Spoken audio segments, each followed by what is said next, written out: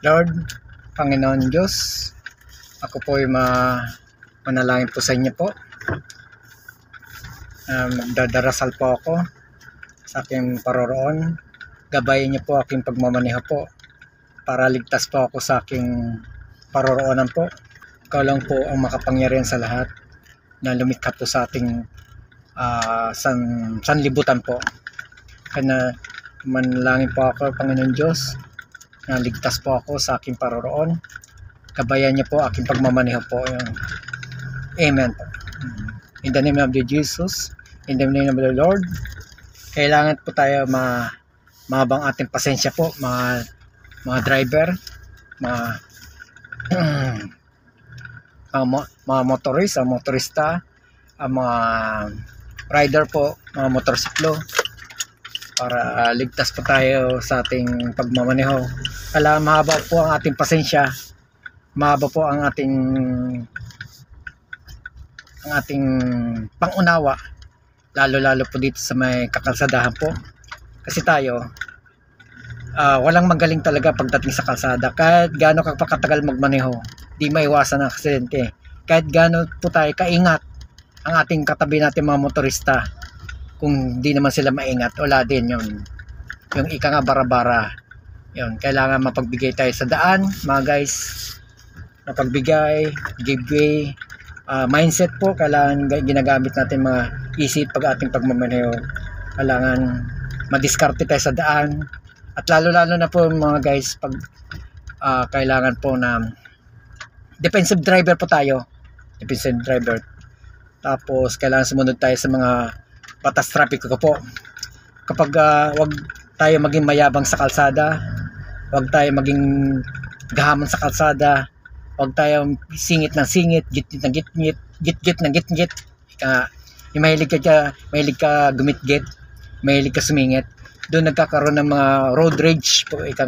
Ang road rage po kasi yan ang tinatawag na away kalsada, away kalye po, na hindi nagkakasundo, hindi nagkakaunawaan kasi kakasingit-singit, kagit-git-gitan, yung wala sa ayos, wala sa timing, yung kakasingit-singit, tapos panay overtake ka ng alanganin.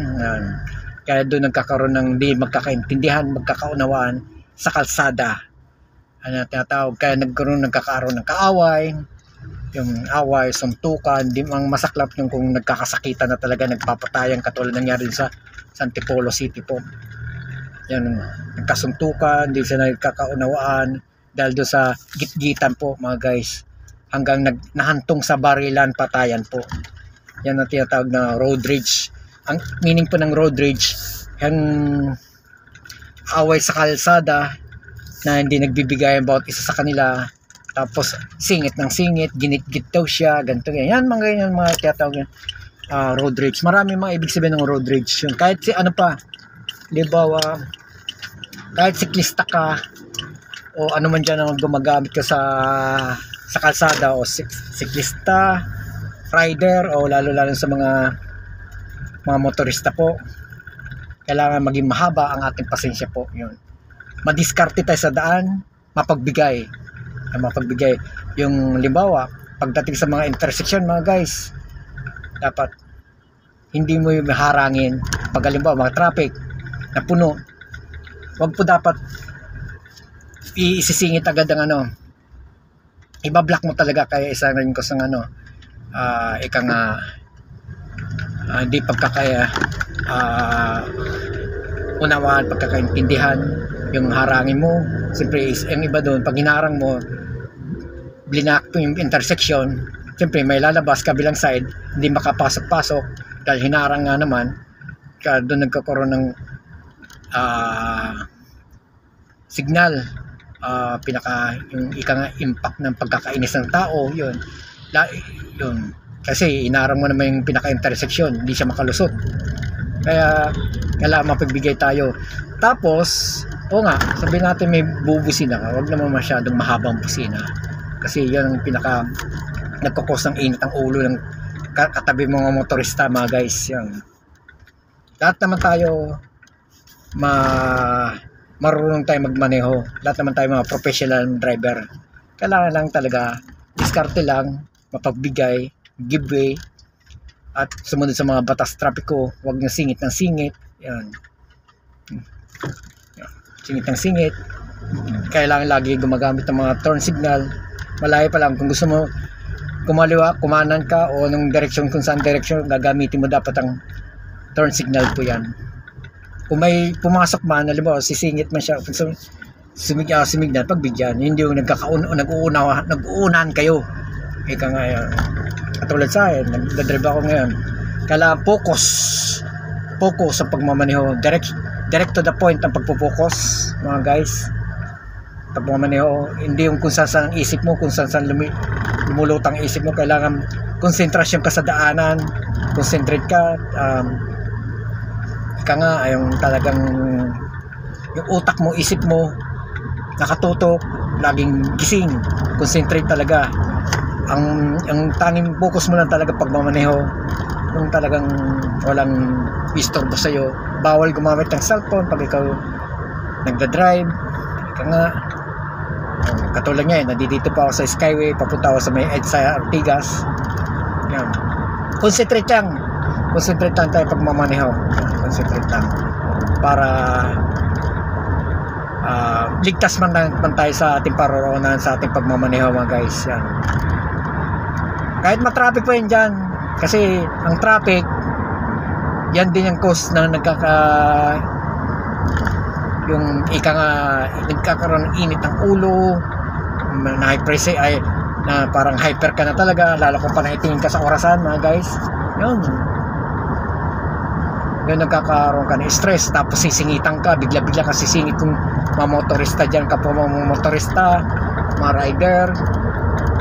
Yun, doon nagkakaroon ng init ang ulo, hindi pa kakaunawaan, hanggang sa nagkababaan na kayo, nag-aaway-away, nagkakasuntukan, hanggang nahantungan sa hindi na maganda, hanggang doon na sa ayun na nga, mangyari, wag naman sana yung patayan na dahil doon sa kalyeng away, yung away sa kalsada na hindi nagkakaunawaan, na hindi nagkakaintindihan, yung pareho kayo matitigas, pares kayo matatapang, pares kayo hindi mapagbigay, yun hanggang yun na nga, yung tinatawag na road rage, away kalsada, away kalye, yung sisingit ka, yung hindi mo pinagbibigyan, hindi ka po niya pagbibigyan, dun tapos sasabayan pang busina na anong grabing busina yan, isa rin yun.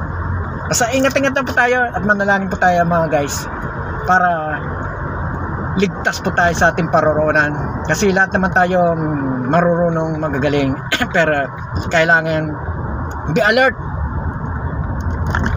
mindset, concentrate ka pag mamaneho, tapos defensive driver, yun yung pinaka-importante. Kailangan iwas ka lahat, kailangan sa panahon niya, mainit ang panahon, huwag nating sabayan sa init ng ulong, sa init ng panahon.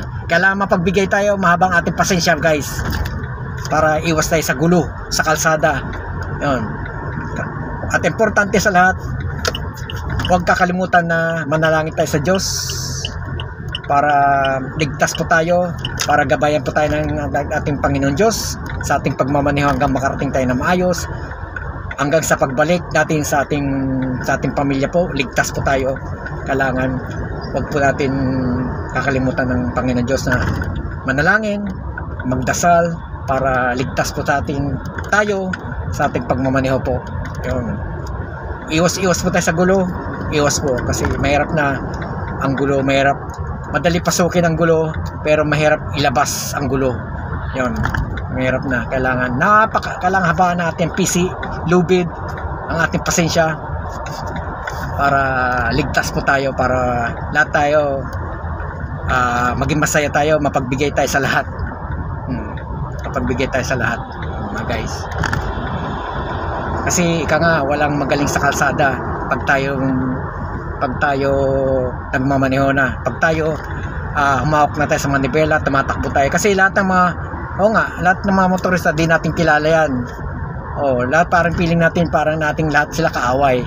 Pero kailangan nating be alert, laging handa, at kailangan konsentrasyon, hindi tayo maging mayabang, balasubas sa kalsada, at lagi tayong ano lang, street line lang dapat, yung hindi yung pasingit-singit ka, paiba ka ng linya. Kailangan kung anong linya mo lang talaga, yun lang talaga. Kailangan kung halimbawa mapansin mo naman traffic doon, tapos maluwag naman dito sa left and right, hindi ka pa kumakaliwa, kumakanan, i-ready mo na lagi yung signal light mo, turn signal, para alam yung nasa likod mo, mga kapwa mo motorista nasa likod mo, alam na nila nga nagto-turn yung signal ka to the left o to the right, para hindi sila malito. Yun, kasi pag nalito sila, tas bigla ka kumanan, huli ang pag-signal mo, tas bigla sila kumanan, doon nagkakaroon ng problema. Siyempre mainis din sa iyo ang nasa likod mo, mga guys. Kailangan mapagbigay tayo lahat sa ating mga kapwa nating mga motorista, mga rider, siklista, lahat man yung gagamit sa kalsada, kailangan mapagbigay tayo. Yung mga naglalakad dyan, mga tumatawid, yung once na tumapak sila sa pedestrian lane, tumungtong ng kanilang mga paa sa pedestrian lane, kailangan ikaw slow down ka na to the stop na, para mapagbigyan mo sila sa pagtatawid nila. Kailangan defensive driver para pag ikaw defensive driver at sumusunod ka sa batas trapiko, siyempre para hindi ka na para iwas ka sa huli, iwas ka sa problema, iwas ka sa gulo. Yun, pag ikaw defensive driver, sumusunod ka sa batas trapiko, hindi ka balasubas magmaneho, talagang kasi lahat naman tayo makakarating naman tayo ng maayos, hindi man tayo magmamadali. Kasi pag sobrang pagmamadali mo, madali rin ang buhay mo. Ganun talagang buhay. Kailangan hinahinay lang yung tamang-tama ng takbo, konsentrasyon kapag mamaneho, focus lang, isip mo, mata mo laging gising, hindi yung antok-antok ka. Yan, hindi ka antok-antok. Kailangan lagi ka nakadilat, hindi yung nakadilat ka pero tulugan diwa mo, hindi yun, delikado rin yun. Kailangan concentrate mo, gising ang diwa mo, yung lahat-lahat, para halimbawa magkaroon ng gulatan, at least alisto ka lagi. Yun, alisto ka lagi, alerto ka. Tapos yung mata mo hindi lang straight, hindi lang diretso lang, kailangan medyo may kalikutan din, kasi yung mga nasa kaliwa mo, nasa tabi mo na kailangan madali mo maiwasan agad. Yun, madali, para maiwas kayo, pares kayo nagkakaiwasan, para hindi kayo magkadikitan, para hindi kayo magkasagian, yan ganyan. Mga guys, kailangan konsentrasyon ka talaga lagi. Focus ka magmaneho, lahat yan. Kasi ang kalahati nating katawan ay nasa hukay. Totoo po yan. Ang kalahati nating katawan nasa hukay. Hindi yung sasabihin, magaan lang yan, madali lang pagmamaneho. Madali nga, ika nga. Pero yung katawan mo nasa hukay, kunting pagkakamali mo lang sa pagmamaneho, disgrasya na. Swerte lang kung buhayin ka pa pag ganitong aksidente. Kasi pinaka number 1 talaga aksidente sa road, dito sa road accident, dito sa kalsada po. Di nga sa aksidente sa nangyari sa mga ganito ganyan, sa mga aksidente ng banggaan, sa mga naman sa road rage naman, yung away kalsada, hindi kayo nagkakasundo, nagkagitgitan, nagkasingitan, isa sa inyo hindi nagbibigayan, pares ka mga matapang, yun, doon nagkakasakit hanggang namahantog sa hindi maganda. Pati buhay na dadamay. Kaya ingat-ingat po tayo lagi sa ating pagmamaneho po. Ingat-ingat po tayo. Basta importante, para ligtas po tayo sa ating paroroonan, manalangin po tayo sa Diyos, Panginoon Diyos. Yun lang aking payo bilang isang driver, isang professional driver po, para naman po sa ating lahat to, sa ating kaligtasan po. Hanggang sa pagpunta natin sa paroroonan, hanggang sa pagbalik natin sa pag-uwi po, ligtas po tayo para maging masaya tayo, para mapiling natin muli ang ating pamilya na ligtas po tayo sa ating pagbabalik sa ating tahanan po. Hanggang dito tayo muli. Bye-bye, ingat po tayo sa ating pagmaneho po, para iwas po tayo sa road rage po, mga guys. Hanggang dito muli. Nabubulo na si Boss Diego. Ingat-ingat po tayo. Ito po si Boss Diego muli. vlogger po ng Dilarama BF po. Bye bye, ingat.